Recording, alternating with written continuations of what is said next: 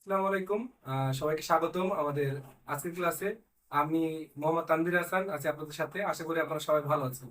তো আজকে আমরা পড়বো ক্লাস নবম দশম শ্রেণীর চ্যাপ্টার 9 ত্রিকোণমিতি নিয়ে আমরা পড়ালেখা করবো। তো আসেন আমরা শুরু করি। ত্রিকোণমিতি বিষয়টি কি? ত্রিকোণমিতি মূলত হচ্ছে ত্রিভুজের বাহু এবং কোণের মধ্যে সম্পর্ক বিষয়ক যে আমরা পড়াশোনাগুলো করি, মূলত এটাই হচ্ছে ত্রিকোণমিতি। তো ত্রিকোণমিতি নিয়ে পড়ালেখা করতে গেলে আমাদের ত্রিভুজের ভিতরে যে অংশটা নিয়ে বেশি আলোচনা করতে হবে সেটা হচ্ছে আপনার সমকোণী ত্রিভুজ। তো আসুন আজকে আমরা সমকোণী ত্রিভুজটা নিয়ে ভালো করে একটু জেনে বুঝে নিই।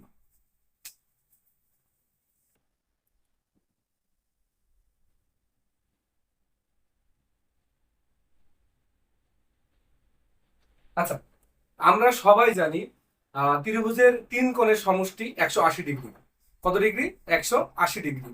আচ্ছা, তো সমকোণী ত্রিভুজের বিশেষত্ব হচ্ছে এটা, এই ত্রিভুজের এই যে তিনটা কোণ আছে, একটা দুইটা তিনটা, আমরা এগুলো একটু নাম দিয়ে দিই, এ বি সি।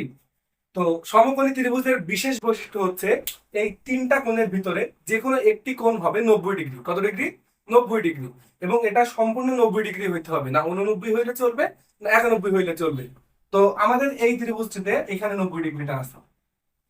এবং এই সমকোণী ত্রিভুজের যে কোণটি হয় 90 ডিগ্রি তাকে বলা হয় সমকোণ মূলত। তাহলে এই ত্রিভুজের এ বি সি অর্থাৎ বি কোণটি হচ্ছে মূলত আমার সমকোণ। এবং অপর দুইটি কোণের সমষ্টি কত হয়? তাহলে দেখেন, ত্রিভুজের তিন কোণের সমষ্টি হয় যদি 180 ডিগ্রি, সেখান থেকে আমাদের একটা কোণ যদি চলে যায় 90 ডিগ্রি, তাহলে কত থাকে? তাহলে থাকে 90 ডিগ্রি। তাহলে আমাদের অপর যে দুইটা কোণ আছে এই দুইটা কোণের সম্মিলিত ফলাফল হইতে হবে আমার 90 ডিগ্রি। অর্থাৎ ধরেন এটা যদি হয় 30 ডিগ্রি, তাহলে এটা কিন্তু আমার হবে 60 ডিগ্রি। কারণ এই দুটা যোগফল মিলে আমাকে হইতে হবে 90 ডিগ্রি। আচ্ছা, ধরেন এটা যদি হয় আমার 45 ডিগ্রি,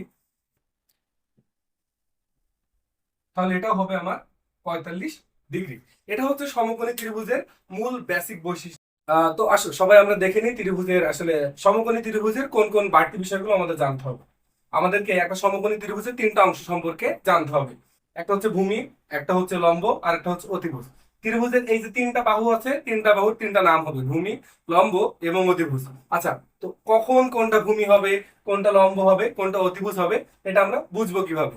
আচ্ছা, এই যে একটা সমকোণী ত্রিভুজ আমরা এঁকেছি এ বি সি, এই ত্রিভুজের দেখো বি কোণটা মানে এ বি সি, এই কোণটা হচ্ছে আমাদের মূলত 90 ডিগ্রি। কোণ এ বি সি সমান কত ডিগ্রি? 90 ডিগ্রি পাইছি আমরা। আচ্ছা, এই কোণটা দেখো এই যে এ বি বাহু আর বিসি বাহুর সাথে লেগে আছে।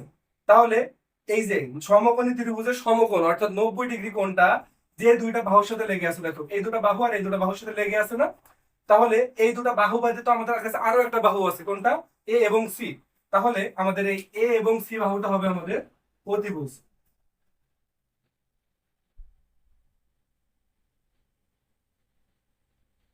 এটা আমাদের জন্য সবসময় নির্ধারিত যে কোনটা 90 ডিগ্রি, ওই কোনটা যে দুটা বাহু মিলিত 90 ডিগ্রি হয়েছে, ওইটা ব্যতীত আরেকটা যে বাহুটা থাকবে এটাই হবে আমাদের মূলত অতিভুজ। আচ্ছা, তাহলে আমরা এই মুহূর্তে আমরা পেয়ে গেছি আমাদের অতিভুজ।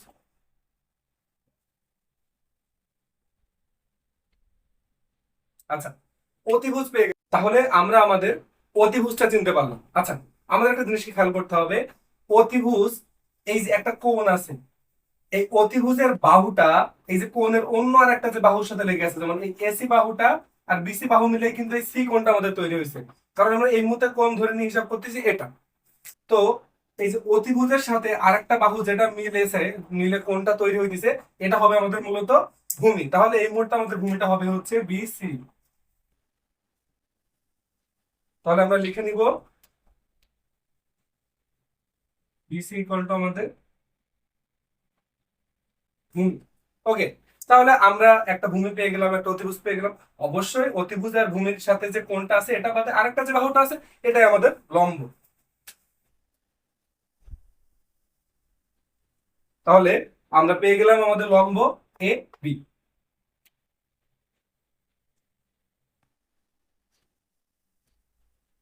আচ্ছা, আমরা আরেকবার একটু রিভাইজ করে নিই। সহজ কথা হচ্ছে আমাদের একটি সমকোণী ত্রিভুজের 90 ডিগ্রিটা যে দুইটা বাহু মিলিত হয়েছে, এইটা বাহু আর এটা বাহু মিলিত হয়ে যে 90 ডিগ্রি তৈরি করছে, এটা ব্যতীত আরেকটা যে বাহুটা থাকবে এটা হবে আমাদের অতিভুজ। আচ্ছা, লম্ব চেনার জন্য আরেকটা সহজ বিষয় হচ্ছে এই যে আমরা 90 ডিগ্রিটা বাদে আরেকটা কোণকে তো ধরে নিয়ে হিসাব করবো।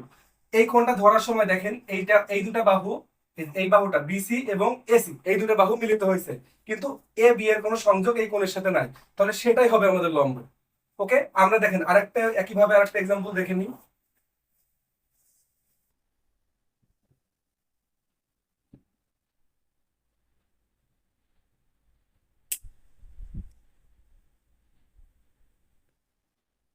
আচ্ছা, আমরা একইভাবে দেখেন আরেকটা এ বি সি আমাদের সমকোণী ত্রিভুজ নিয়ে নিয়েছি, যেখানে বি কোণটাকে আমরা 90 ডিগ্রি রাখছি, কিন্তু গতবার হিসাব করার সময় আমরা সি কোণটাকে ধরে নিয়েছিলাম আমাদের ধরে নেওয়া কোণটা। এখন আমরা ধরে নিব এটাকে আমাদের ধরে নেওয়া কোণ, এবং আমাদের কোণটা যদি এতে হয় তাহলে আমাদের ভূমি লম্ব এবং অতিভুজ কোণটা হবে। দেখেন একইভাবে সহজভাবে আমরা চিনে নিব, এই যে আমাদের 90 ডিগ্রি যেখানে তৈরি হয়েছে এটার অপোজিটে, মানে এই দেখেন 90 ডিগ্রি তৈরি হতে আমাদের এবি বাহু এবং বিসি বাহু ব্যবহৃত হয়েছে, তাহলে এই দুটো বাহু বাদে যে বাহুটা থাকবে সেটা হবে আমাদের অতিভুজ।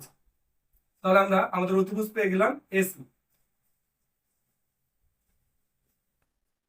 ওকে, তাহলে আমাদের এসি সমান সমান হচ্ছে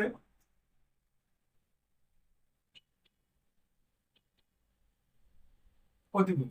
ওকে, আরেকটা যে আমরা কোণ ধরে নিয়েছি, এই কোণটা তৈরি হওয়ার জন্য আমাদের দেখেন এবি বাহু আর এসি বাহু মিলিত হয়েছে, কিন্তু বিসি বাহুর এর সাথে কোনো সম্পর্ক নেই। তো ধরে নেওয়া কোণের অপোজিট সাইডে যে বাহুটা আছে, যে বাহুটার সাথে এই কোণের কোনো সম্পর্কই নাই, ওটা হবে আমাদের লম্ব।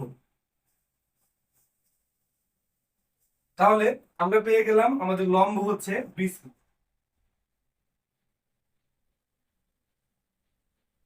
আচ্ছা, অতিভুজ আর লম্ব ব্যতীত আরেকটা যে বাহু আছে এটাই আমাদের ভূমি।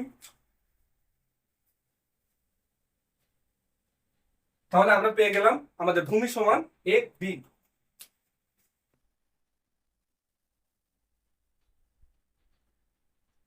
দেখেন একটা জিনিস একটু আমরা খেয়াল করব, আমাদের একই দুইটা ত্রিভুজ এ বি সি, দুইটা একই ত্রিভুজ, একটা 90 ডিগ্রি, দুইজনের কাছে বি কোণটা 90 ডিগ্রি, কিন্তু যখন আমরা এ কোণকে ধরে নিয়ে হিসাব করছি তখন আমাদের এ বি বাহু হয়ে যাচ্ছে ভূমি, কিন্তু যখন আমরা সি কোণ ধরে নিয়ে হিসাব করতেছি আমাদের এ বি বাহু হয়ে যাচ্ছে লম্ব।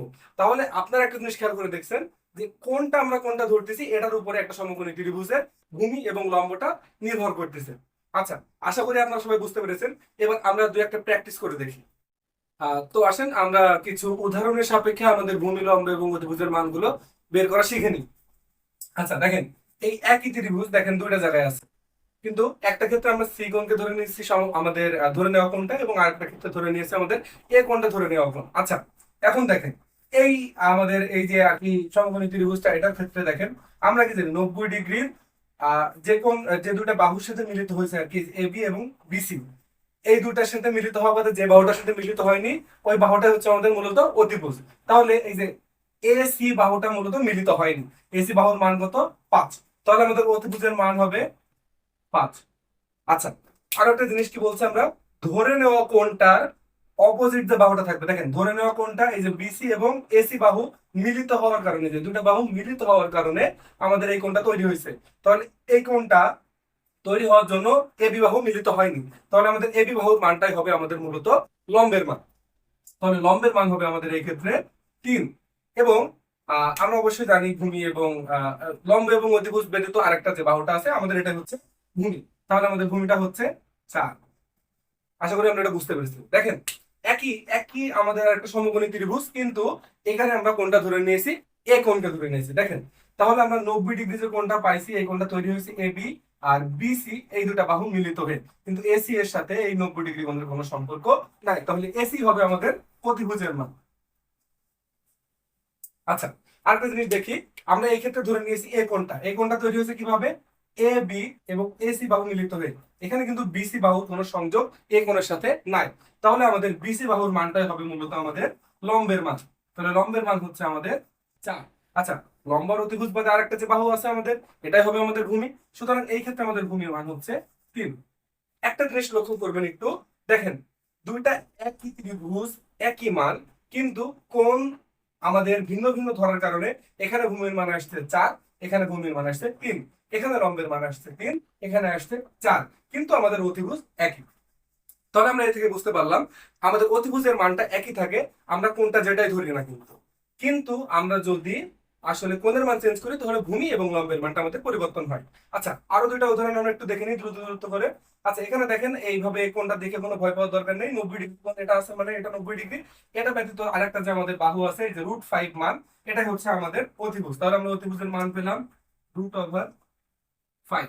আচ্ছা, আমাদের ধরে নেওয়া কোণটার অপোজিট সাইডে যে বাহুটা আছে যার সাথে কোনো সংযোগ নাই, এটাই হচ্ছে আমাদের লম্ব। তাহলে আমাদের লম্বের মান হচ্ছে 2 আর আমাদের ভূমি হচ্ছে 1। আচ্ছা, একইভাবে আমরা এটাও দেখে নিই। এই যে বি কোণটা আমাদের সমকোণ, এটার অপোজিট যে বাহুটা আছে √5, এটা হচ্ছে আমাদের অতিভুজের মান। আচ্ছা, এটা ব্যতীত আমাদের ধরে নেওয়া কোণের অপোজিটে আছে সিবি, এটাই হচ্ছে আমাদের লম্বের মান। লম্বের মান আমরা পাচ্ছি 1। এবং আমাদের অপোজিট যে আরেকটা মান আছে 2, এটা হচ্ছে আমাদের ভূমি। আশা করি একটা সমকোণী ত্রিভুজের লম্ব, ভূমি এবং অতিভুজ এটা চেনার জন্য এখন থেকে আপনাদের কোনো সমস্যা হবে না। আশা করি সবাই বুঝতে পারছেন। আজকের মতো ধন্যবাদ, দেখা হবে পরবর্তী ক্লাসে। পরবর্তী ক্লাসে আমরা এই একই অধ্যায়ের পরবর্তী পার্ট নিয়ে আলোচনা করব। ধন্যবাদ সবাইকে, আসসালামু আলাইকুম।